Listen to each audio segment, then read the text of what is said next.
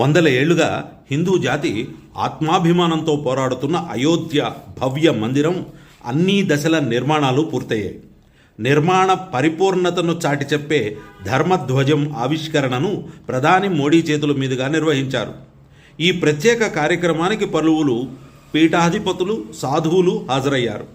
రామమందిర నిర్మాణంలో ఉత్తర దక్షిణ భారత వాస్తు శైలులను మేళవించడం ఒక విశేషం.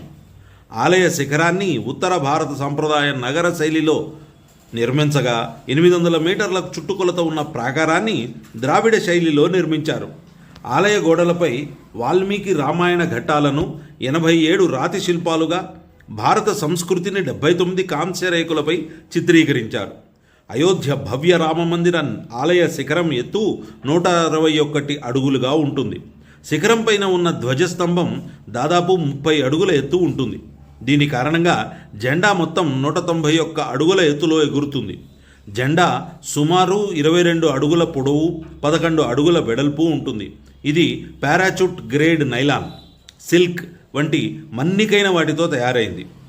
అందువల్ల ఇది గాలి, వర్షం, తీవ్రమైన సూర్యకాంతిని కూడా తట్టుకోగలదు. జెండాపై చేతితో ఎంబ్రాయిడరీ చేశారు. ఈ ధర్మధ్వజంపై 3 ప్రధాన చిహ్నాలు ఉన్నాయి. సూర్యుడు శ్రీరాముని సూర్యవంశ వంశానికి చిహ్నం.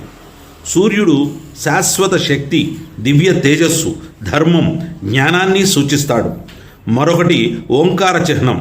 బీజాక్షరమైన ఓంకారం మన సనాతన ధర్మంలోని శాశ్వత చైతన్యాన్ని, సత్యాన్ని సూచించే పవిత్రమైన ధ్వని. ఇంకొకటి కోవిదార వృక్షం. దీన్నే కల్పవృక్షం అని అంటాం. ఈ వృక్షం గురించి వాల్మీకి రామాయణం, హరివంశ పురాణంలో ప్రస్తావన ఉంది. ఇది అయోధ్య రాజచిహ్నంగా గౌరవించబడింది. ఇవి సంక్షేమం, శ్రేయస్సుకు ప్రతీక. అందుకే ధ్వజంలో ఈ చిహ్నాలను ఉంచారు.